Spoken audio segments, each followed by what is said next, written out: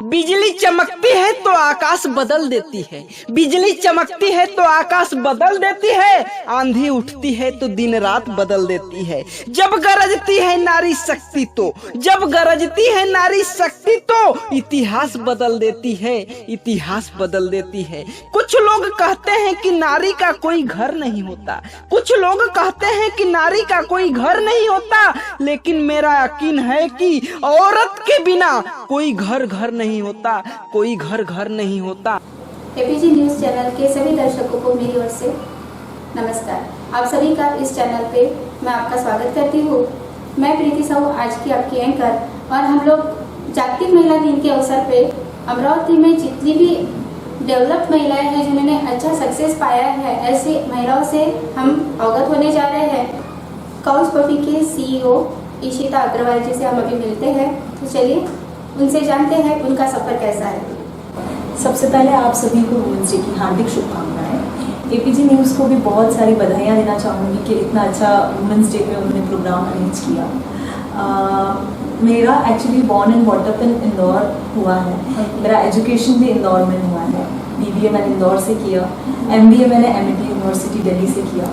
After that मैं corporate में job की पूरे टाइम पर, और उसके बाद में मेरा मैनेजमेंट हो गया। मैम, आपने जर्नी तो बताई है आपकी बहुत अच्छे से, काफ़ी आपने स्ट्रगल किया है, बहुत ही ज़्यादा उसके ऊपर स्टडी करके आपने ये सब मुकाम पाया है। मैम, मैं ये पूछना चाहती हूँ कि सफल होने के लिए आप हमारे दर्शकों के लिए क्या बोलना चाहोगे? मुझे ऐसा लगता है कि सफल होने के लिए एक तो हम जो भी काम कर रहे हैं उसे टोटलिटी से करें, मतलब कि हम हमारा पूरा डेडिकेशन उसके अंदर दें। हम लोग जैसे कि खाना खा रहे हैं तो उसके अंदर हम पूरा डेडिकेशन से खाएं। हम लोग बिजनेस में हैं तो बिजनेस को पूरा डेडिकेटली काम करके उसमें करें। हम लोग फैमिली के साथ टाइम स्पेंड कर रहे हैं तो हम लोग उसमें इन्वॉल्व रहें।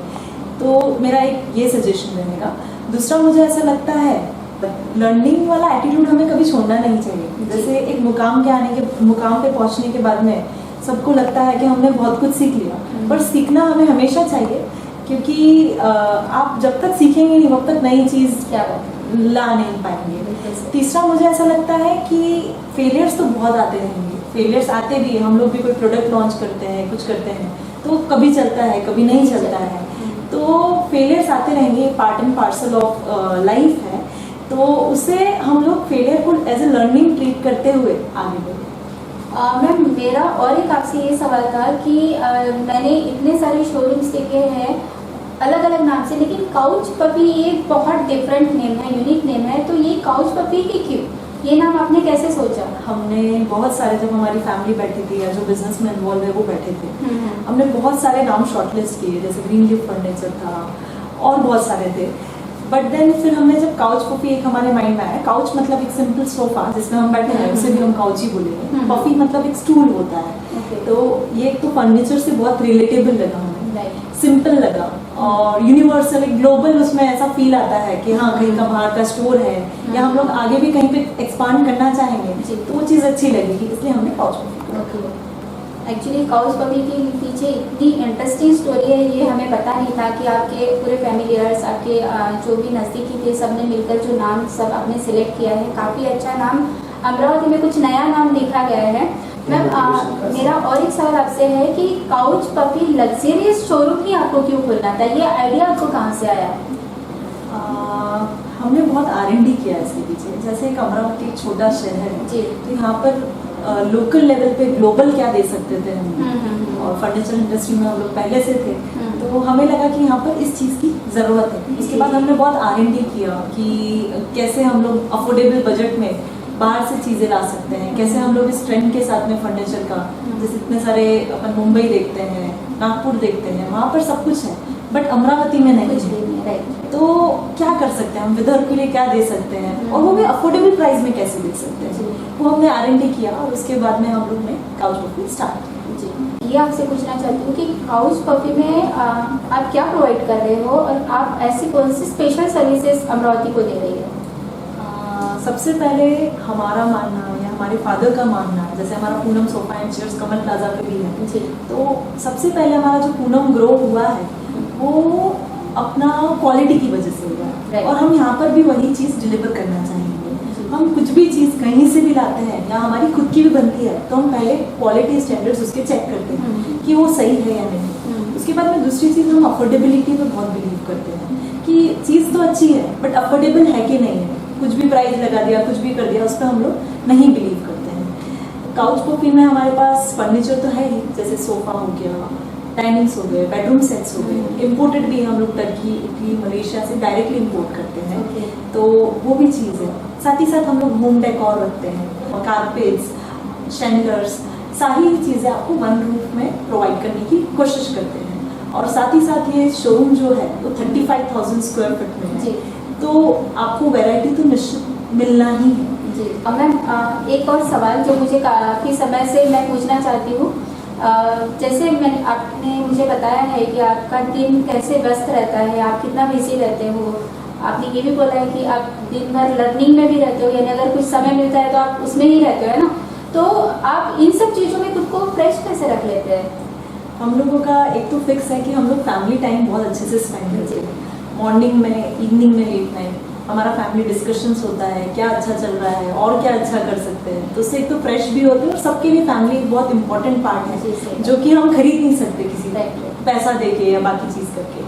तो एक चीज़ तो मैं वो करती हूँ। और दूसरा, हम लोग ट्रैवलिंग पे बहुत विश्वास करते हैं। मेरा हस्बैंड भी जो है और मैं भी, जो मेरे पेरेंट्स भी अभी 60 डेज के लिए बाहर थे, तो ट्रैवलिंग हमारा हॉबी है सबका और हम बहुत ट्रैवल करते हैं। और क्या हम ग्लोबल से लोकल लेवल पे ला सके वो हम सोचते हैं कि बाहर से हम और क्या अच्छी चीज़ यहाँ पर दे सकते हैं। और ट्रैवल भी करते हैं, एंजॉय भी करते हैं। तो आपका कहना ये है कि आप ट्रैवल करके खुद को रिफ्रेश रखते हैं, फैमिली के साथ टाइम स्पेंड करके आप खुद को रिफ्रेश करते हैं।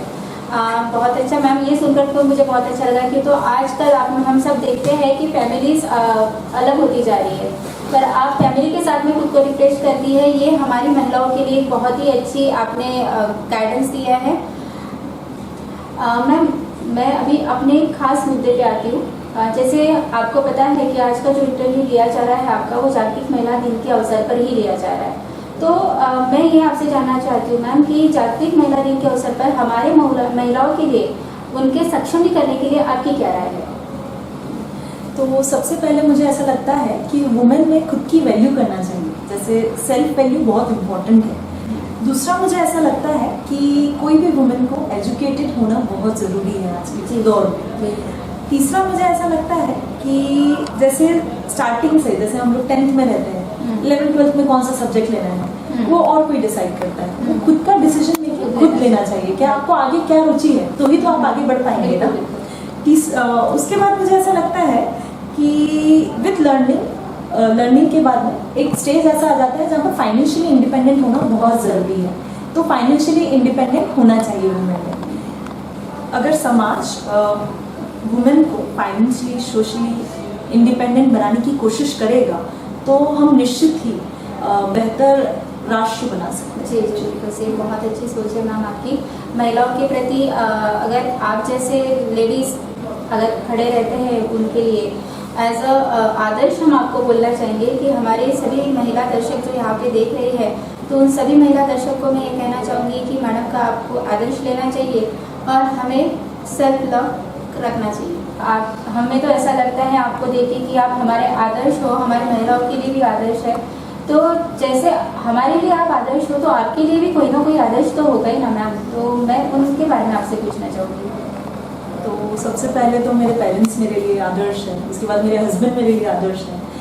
स्टीव जॉब्स से चालू करा। स्टीव जॉब्स मेरे रोल मॉडल हैं। तो स्टीव जॉब्स जो थे, जो कि छोटी सी कंपनी गैरेज में उन्होंने स्टार्ट की थी एप्पल, वो आज इतने बड़े मुकाम पर आ चुकी है और उन्होंने बहुत सारे फेलियर्स पाए हैं। एक फेलियर के टाइम पे वो डिप्रेशन में भी आए थे और उस टाइम पे इंडिया आए थे, तो उन्होंने बहुत सारी चीज़ बताई थी। जैसे वो न्यूज़पेपर में है, हमारे बायोग्राफी में लिखी हुई है कि एक तो इंट्यूशन जो रहता है, अंदर की आत्ममन जिसे बोलते हैं हम, उसकी हमें आवाज़ सुननी चाहिए। मतलब जो भी हमें फर्स्ट टाइम लगता है वो हमें करना चाहिए। दूसरा, उनका कहना था कि कनेक्टिंग द डॉट्स, हर जगह पे लिखा हुआ है ये कि हमें, जैसे मैंने आज MBA किया, मैं पहले बिजनेस फैमिली में थी, तो उसका मैं अभी क्या यूज़ दे सकती हूँ और वो क्या कनेक्ट कर सकती हूँ, उससे हम लोग बहुत आगे बढ़ सकते हैं। तीसरा जो उनका कहना था कि वर्ल्ड का जो बेस्ट फ़ोन है वो क्वालिटी मेंटेन करता है या बाकी सारी चीज़ें हैं, तो उनका कहना था कि कचरा मत बेचिए, आप अच्छे से अच्छा बेचिए। और यही चीज़ मैं काउच कॉफी या बाकी बिजनेसेस में इम्प्लीमेंट करती हूँ कि आप क्वालिटी चीज़ बेचिए। मैं आपसे और एक क्वेश्चन करना चाहती हूँ। जैसे हम लोग अब देख रहे हैं कि समाज में ऐसे बहुत से लोग हैं जो फेलियर हो चुके हैं और जो अपनी शस्त्र डाल देते हैं, तो उनके लिए आप क्या बोलना चाहोगे कि फेलियर को किस तरीके से इन सब चीज़ों से डील करके आगे बढ़ना है? तो ऐसा लगता है फेलियर है ही नहीं। हम लोग भी डेली लाइफ में बहुत फेल होते हैं, जैसे सोफा बनाने में फेल हो गए, पसंद नहीं आया लोगों को, तो उससे अपन क्या सीख सकते हैं आगे, और आगे को कैसे हम लोग वो वाली चीज़ गलती का रिपीटेशन ना करें। मतलब फेलियर अपनी जगह है, और फेलियर मतलब क्या होता है, आप कहीं ना कहीं पहुंच के फेल हुए जी, वरना लोग तो स्टार्ट भी नहीं करते। राइट। तो एक मुझे वो चीज़ लगती है। तो मैं एक बहुत ही अच्छी स्टोरी बताना चाहूँगी आपको। थॉमस अल्वा एडिसन का आपने नाम सुना होगा, जिसने बल्ब का आविष्कार किया है। हाँ। तो उनसे किसी ने पूछा कि आपने इतने सारे फेलियर्स पाए हैं, आपने इतने सारे बल्ब का आविष्कार करने के बाद आप इतने सक्सेसफुल उसमें आए हैं, तो आप फेलियर के बारे में क्या कहना चाहेंगे? तो उन्होंने बहुत प्यारा जवाब दिया कि 1000 बार मैंने बल्ब बनाने की कोशिश की है, वो 1000 फेलियर नहीं है, वो 1000 कारण है जिससे बल्ब नहीं बन सकते। जी, राइट, बिल्कुल। तो वही चीज़ हमें जीवन में अप्लाई करना चाहिए कि हमें कारण, हम फेलियर नहीं हो रहे हैं, हम फेल नहीं हो रहे हैं, हम एक कारण ढूंढ रहे हैं जिससे हम सक्सेस नहीं हो पा रहे हैं, और वो चीज़ हमें रिपीट नहीं करना चाहिए।